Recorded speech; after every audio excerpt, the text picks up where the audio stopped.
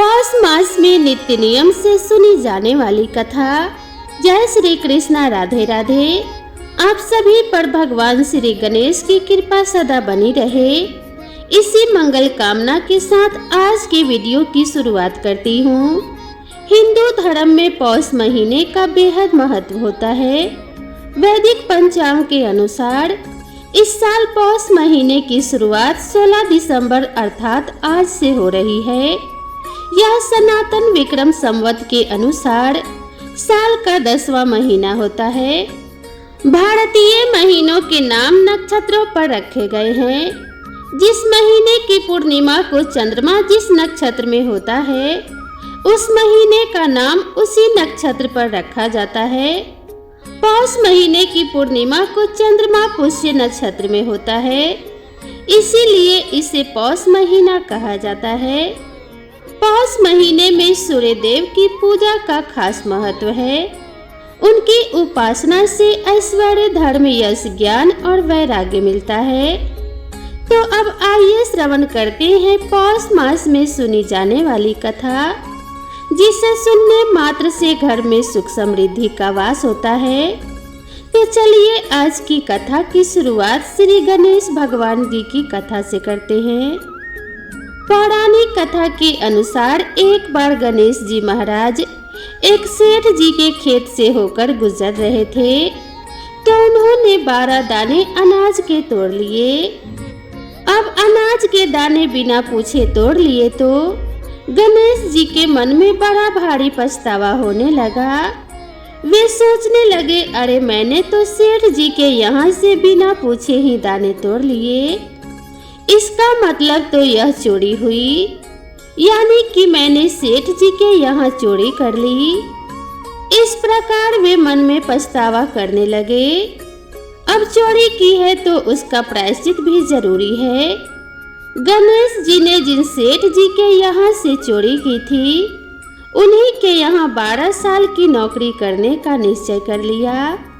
बस फिर क्या था, गणेश जी भेष बदलकर पहुंच गए सेठ जी के यहाँ और सेठ जी से काम मांग लिया। उधर सेठ जी को भी किसी नौकर की जरूरत थी। इस तरह गणेश जी नौकर बनकर सेठ जी के यहाँ चाकरी करने लगे। एक दिन की बात है, सेठानी राख से हाथ धोने लगी, तो गणेश जी ने सेठानी का हाथ पकड़कर मिट्टी से हाथ धुला दिया। सेठानी सेठ जी से बोली, अरे यह कैसा नौकर रखा है, नौकर होकर इसने मेरा हाथ पकड़ लिया। जब सेठ जी को पता चला तो उन्हें भी बहुत गुस्सा आया। सेठ जी ने तुरंत अपने नौकर को बुलाकर पूछा, क्यों तुमने सेठानी का हाथ क्यों पकड़ा? तो गणेश जी कहने लगे, मैंने तो सेठानी जी को एक सीख की बात बताई है। राख से हाथ धोने से घर की लक्ष्मी नाराज होकर घर से चली जाती है, और मिट्टी से हाथ धोने से घर में लक्ष्मी जी का वास हो जाता है। सेठ जी ने सोचा, अरे मेरा नौकर तो सच्चा है। दरअसल सेठ जी के यहाँ नौकर बनकर रह रहे भगवान गणेश ने उन्हें अपना नाम भी गणेश ही बताया था। तो जब कुंभ का मेला आया तो सेठ जी कहने लगे, गणेश, सेठानी को कुंभ के मेले में स्नान करा के ले आओ। अब नौकर बने गणेश जी सेठानी के साथ चल दिए गंगा स्नान कराने। सेठानी नदी के किनारे पर बैठकर नहा रही थी, तो गणेश जी ने उनका हाथ पकड़कर नदी में डुबकी लगवा दी। घर आकर सेठानी ने फिर से सेठ जी से कहा, इस गणेश ने तो मेरी इज्जत ही नहीं रखी और इतने सारे आदमियों के बीच में मुझे घसीट कर आगे सेठ जी ने गणेश जी से पूछा कि तुमने ऐसा क्यों किया? तो गणेश जी कहने लगी, सेठानी किनारे पर बैठकर गंदे पानी से नहा रही थी, मैं तो आगे अच्छे पानी में डुबकी लगवा कर ले आया हूँ। इससे सेठानी अगले जन्म में रानी और राजपाट का सुख पाएंगी। सेठ जी सोचने लगे, गणेश तो सच्चा है। एक दिन की बात है, सेठ जी के घर में पूजा पाठ हो रही थी, हवन भी हो रहा था। सेठ जी फिर से गणेश से कहने लगे कि जाओ और सेठानी को बुला कर ले आओ। उधर गणेश जब सेठानी को बुलाने गए तो सेठानी काली चुनरी ओढ़कर चलने लगी। तो गणेश जी ने काली चुनरी फाड़ डाली और कहने लगे लाल चुनरी ओढ़कर चलो। तब सेठानी नाराज होकर सो गई। सेठ जी ने देखा सेठानी अभी तक नहीं आई तो खुद ही देखने के लिए आ गए। आकर देखा तो सेठानी तो नाराज होकर बिस्तर पर लेटी हुई थी। सेठानी से पूछने लगे कि क्या बात है, घर में हवन की तैयारियां हो चुकी है और तुम यहाँ पर सो रही हो। तो सेठानी कहने लगी समझाओ अपने गणेश को, देखो आज इसने मेरी चुनरी ही फाड़ डाली। यह बात जानकर सेठ को बहुत क्रोध आया और गणेश को बुलाया और बहुत डांटा।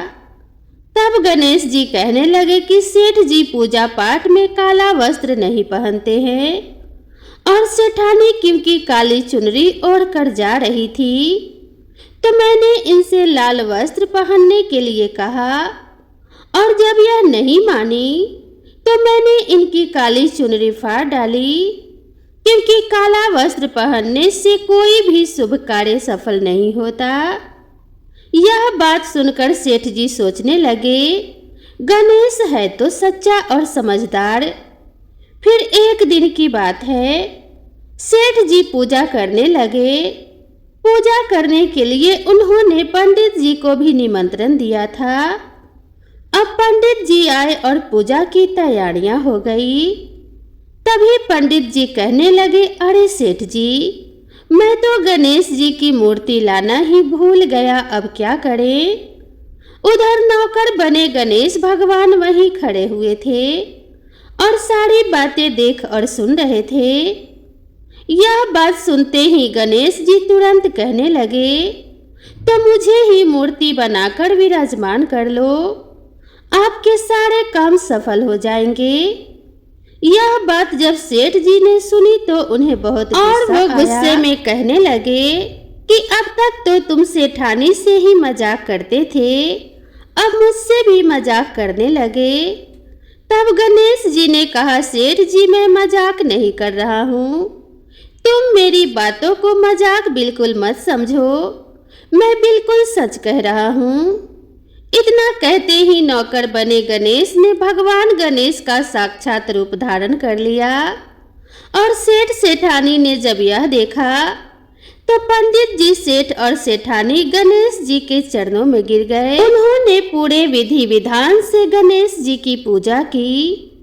उनकी पूजा समाप्त होते ही गणेश जी अंतर ध्यान हो गए। अब सेठ सेठानी को बहुत दुख हुआ। उन्होंने कहा हमारे पास तो साक्षात गणेश जी रहते थे और हमने उनसे इतना सारा काम करवाया, उन्हें अपने घर में नौकर बनाकर रखा। इस बात का उन दोनों पति पत्नी को बहुत भारी दुख हुआ। अब दोनों पति पत्नी रात दिन इसी चिंता में रहने लगे। जब गणेश जी ने उनकी चिंता देखी तो एक दिन सपने में उन्हें दर्शन देकर कहने लगे सेठ जी आप बिल्कुल भी परेशान मत होइए। एक बार मैंने आपके खेत से अनाज के 12 दाने तोड़ लिए थे, उसी का दोष मेरे सिर पर लग गया था और वही दोष उतारने के लिए मैं आपके यहाँ नौकर बनकर 12 साल काम किया। अब आप दोनों बिल्कुल भी दुख मत करो। ऐसा कहकर भगवान गणेश अंतर ध्यान हो गए। उधर भगवान गणेश की कृपा से सेठ जी के यहाँ करोड़ों की माया हो गई। उनके घर में सुख संपत्ति और धन के भंडार भर गए। हे गणेश जी महाराज, जैसा सुख जैसी धन दौलत आपने सेठ और सेठानी जी को दी वैसा ही सबको देना। कथा कहने और सुनने और हुंकारा भरने वाले सभी का कल्याण करना। आप सभी पे अपनी कृपा दृष्टि बनाए रखना और सभी के विघ्नों को दूर करके उनके परिजनों को सद्बुद्धि देना। क्योंकि आप ही रिद्धि और सिद्धि को देने वाले और बुद्धि के दाता हैं। तो प्रेम से बोलिए गौरी पुत्र गणेश भगवान की जय, माता पार्वती की जय। अब आइए श्रवण करते हैं सूर्य देव की कथा। देवलोक के शिल्पकार विश्वकर्मा की एक पुत्री थी जिनका नाम था संज्ञा। वह दिन भर तपती धूप में खेला करती थी। सूर्य की तेज किरणों का जैसे उस पर कोई असर नहीं होता था। संज्ञा जब बड़ी हुई तो एक दिन विश्वकर्मा और उनकी पत्नी ने संज्ञा को बड़े मुग्ध भाव से सूर्य भगवान को निहारते देखा। यह देख विश्वकर्मा बोले, देवी, ऐसा लगता है हमारी बेटी सूर्य पर मोहित हो गई है। देख रही हो कितने मुग्ध भाव से सूर्य की ओर देखे जा रही है। मुझे भी ऐसा ही लगता है स्वामी। विश्वकर्मा की पत्नी ने कहा। सूर्य के सौंदर्य के प्रति संज्ञा का आकर्षण उसकी आयु के साथ बढ़ता ही गया। एक दिन विश्वकर्मा उसे अपने साथ हाथी पर बैठाकर सैर को निकले। अपनी पुत्री को सूर्य की ओर निहारते देख उन्होंने पूछ लिया, बेटी, अब तुम छोटी नहीं रही। सोचता हूँ जल्दी ही तुम्हारा विवाह कर दूं। बताओ किस देव को तुम पसंद करती हो, तुम किन्हें चाहती हो। पिताजी, आकाश में सूर्य से बढ़कर कोई तेजस्वी नहीं है, ऐसा संज्ञा ने उत्तर दिया। ठीक है, हम सूर्य के साथ ही तुम्हारा विवाह करा देते हैं। विश्वकर्मा इस प्रकार बोले और अपनी पुत्री को लेकर सूर्य देव के पास पहुँचे। उन्होंने अपनी पुत्री की इच्छा सूर्य देव को बताई तो उन्होंने उनका प्रस्ताव सहर्ष स्वीकार कर लिया और बोले, आपकी पुत्री मेरे साथ विवाह करना चाहती है। यह मेरे लिए सौभाग्य की बात है, पर इससे यह तो पूछ ले कि क्या यह मेरा ताप सहन भी कर पाएगी। विश्वकर्मा संज्ञा को एक ओर ले गए और उससे पूछा, सूर्य देव का उत्तर तुमने सुन लिया बेटी, क्या तुम सहन कर लोगी हर ऋतु में उनका ताप। संज्ञा बोली, हाँ पिताजी। संज्ञा ने बड़े विश्वास के साथ कहा। कुछ ही दिन बाद संज्ञा और सूर्य देव का विवाह हो गया। संज्ञा सूर्य देव के साथ उनके लोक को चली गई। पति के साथ संज्ञा के दिन सुखपूर्वक बीतने लगे। फिर उनके यहाँ एक पुत्र पैदा हुआ जिसका नाम रखा गया मनु। अनेक ऋषि मुनि बालक को आशीर्वाद देने आए। यह बालक ज्ञानियों में भी ज्ञानी होगा। ऋषियों ने ऐसी भविष्यवाणी की। आशीर्वाद सच निकला। जब वह कुछ बड़ा हुआ तो ऋषि मुनियों से शिक्षा ग्रहण करने लगा। सूर्यदेव और संज्ञा को अपने बेटे पर बड़ा गर्व था। वे बहुत ही प्रेम से अपने बेटे का लालन पालन करते थे। अचानक एक बार ग्रीष्म ऋतु में सूर्य की किरणें बहुत ही प्रखर हो गई। उनका तेज अपनी चरम सीमा पर जा पहुंचा। संज्ञा की चमड़ी झुलसने लगी। सूर्यदेव ने उसे अपने पास बुलाया तो वह अपनी आंखों पर हाथ रखकर उनके पास पहुंची। सूर्यदेव बोले, संज्ञा, मेरी ओर देखो। तुमने अपनी आंखें क्यों ढक ली है? नेत्र खोलो और मेरी ओर देखो। मैं तुम्हारा पति हूँ। स्वामी, आपके ताप से मेरी आंखें खुल नहीं पा रही है। संज्ञा ने ऐसा उत्तर दिया। तो यह हुआ कि तुम मुझे अपने आप से दूर कर रही हो। विवाह के पूर्व मैंने तुमसे पूछा भी था कि क्या तुम मेरा ताप सहन कर पाओगी। तुम्हारी सहमति पाकर ही मैंने तुम्हारे साथ विवाह करना स्वीकार किया था, लेकिन अब तुम अपने वचनों से मुकर रही हो। सूर्यदेव ने कुछ क्रोधित होते हुए कहा, स्वामी, इसमें मेरा कोई दोष नहीं। संज्ञा बोली, आपका ताप ही इतना प्रखर है। सूर्यदेव और भी कुपित हो उठे और बोले, सुनो संज्ञा, प्राणवान वस्तुओं को जीवित रखने वाला मैं ही हूँ। परंतु तुमने मेरी ओर से आंखें बंद कर ली, अतः तुम्हारे गर्भ से जो बालक उत्पन्न होगा वह यम होगा, अर्थात यम मृत्यु का देवता। संज्ञा वहां से भाग जाना चाहती थी, लेकिन बच्चों का मोह उसे विवश किए हुए था। संज्ञा की एक सहचरी थी, उसका नाम था छाया, जो हूबहू संज्ञा की ही प्रतिलिपि थी। उसने इस विषय में छाया से मदद लेने का निश्चय किया। उसने छाया को बुलाया और अपनी समस्या बताई। सुनकर छाया बोली, मुझे क्या करना होगा? तुम संज्ञा बनकर मेरे पति के पास जाओ और उनकी पत्नी और मेरे बच्चों की माँ बनकर वहीं संज्ञा ने छाया से कहा, उन्होंने तुमसे पूछताछ की तो कहना मैं संज्ञा हूँ, भेद मत खोलना। छाया ने कहा, मैं यह सब करूँगी, लेकिन मेरी भी एक शर्त है। सूर्यदेव कभी मुझ पर बिगड़े या शाप देने लगे तो मैं सारा भेद खोल दूंगी। संज्ञा ने कहा कि ठीक है छाया, अब जाओ और मेरे बच्चों को संभालो। तुमने मुझे बहुत ही कठिन काम सौंपा है संज्ञा, फिर भी मैं भरसक प्रयत्न करूंगी। छाया बोली और वहां से चली गई। उसके जाने के बाद संज्ञा सोचने लगी, मैं मायके जाती हूँ और माँ पिताजी मुझे देखकर प्रसन्न होंगे। मैं कुछ समय वहीं पर रहूंगी, परंतु पिताजी कहेंगे स्त्री की शोभा पति के घर में ही रहने में ही है। ऐसे ही विचारों में उलझी वह मायके को चल पड़ी। रास्ते में उसके मस्तिष्क में उलझने टकराने लगी।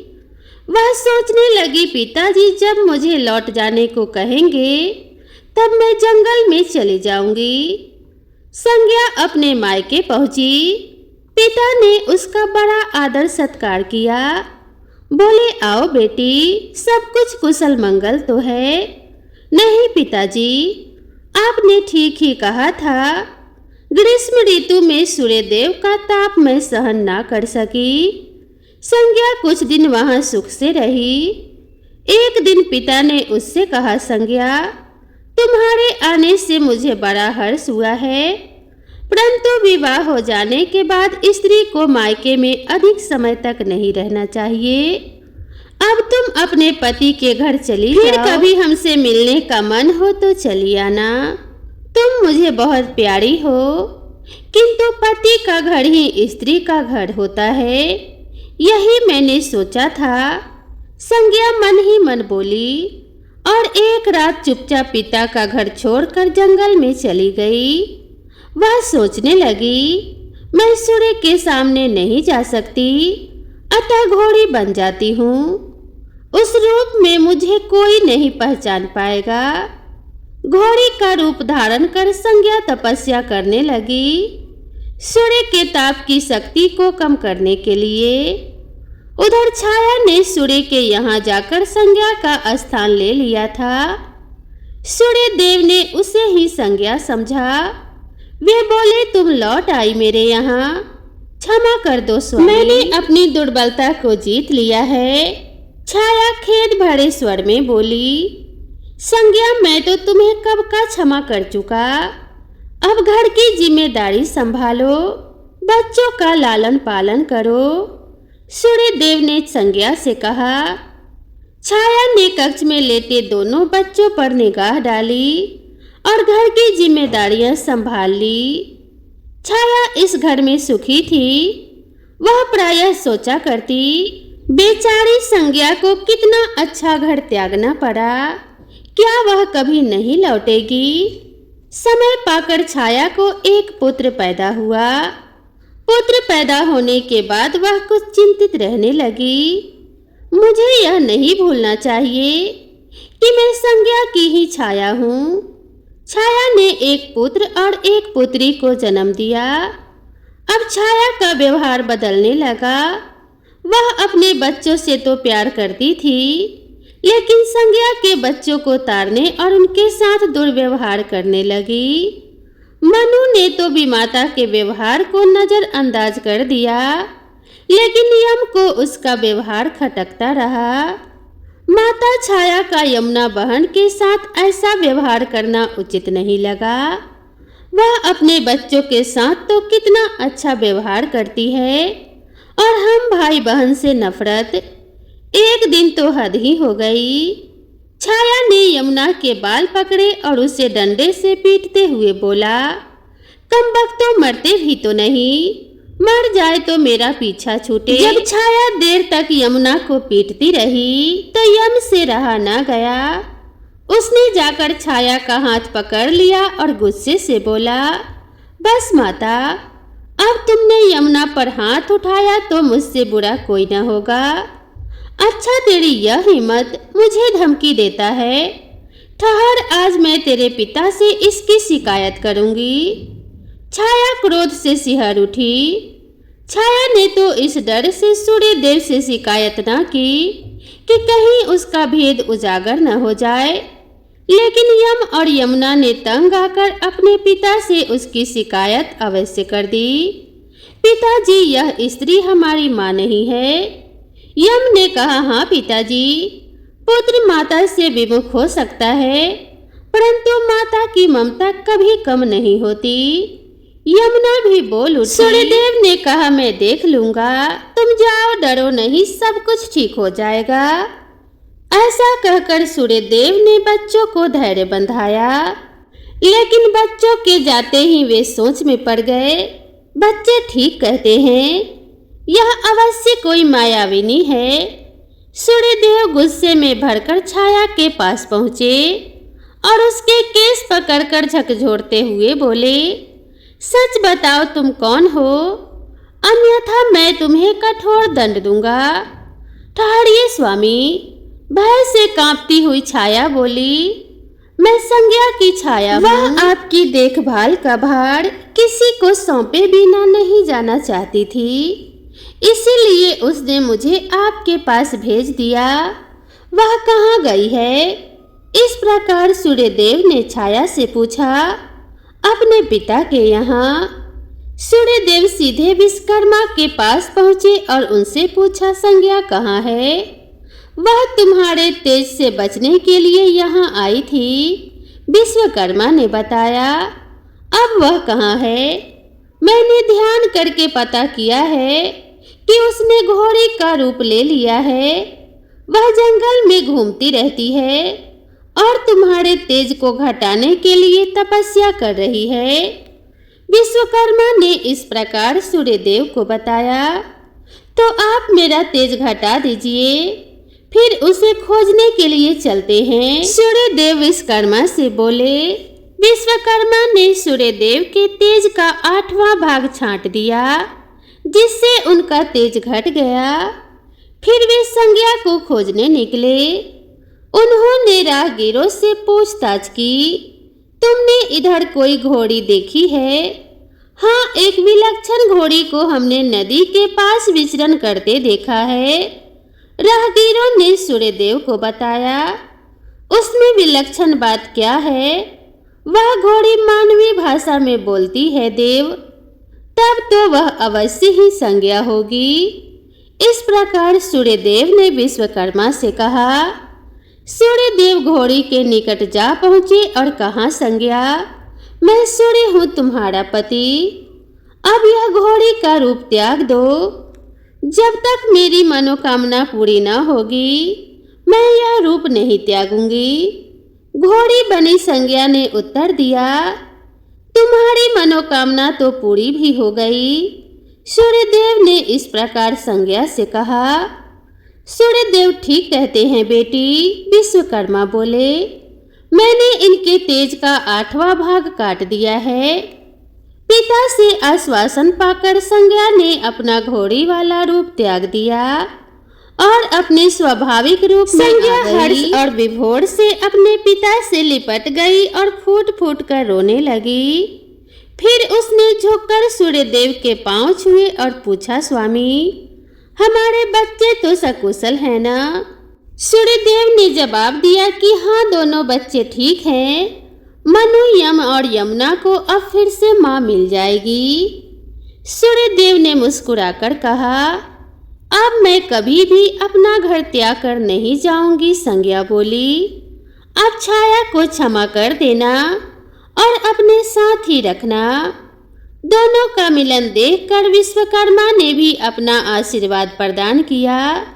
जाओ और सदा सुख शांति से रहो। विश्वकर्मा का आशीर्वाद पाकर सूर्यदेव और संज्ञा सूर्यलोक पहुँचे और छाया और बच्चों के साथ आनंद पूर्वक रहने लगे। तो प्रेम से बोलिए सूर्यदेव भगवान की जय। दोस्तों, पौष माह के कथा का पहला अध्याय यहाँ पर संपूर्ण होता है। मैं आशा करती हूँ आप सभी को यह कथा जरूर पसंद आई होगी। भगवान सूर्य नारायण और भगवान विष्णु की कृपा आप सभी के ऊपर सदैव बनी रहे। आपके घर में अन्न के भंडार भरे रहे। इसी कामना के साथ आप सभी से विदा लेते हैं। मिलते हैं नई वीडियो में नई कथा और नई अध्याय के साथ। तब तक के लिए राधे राधे।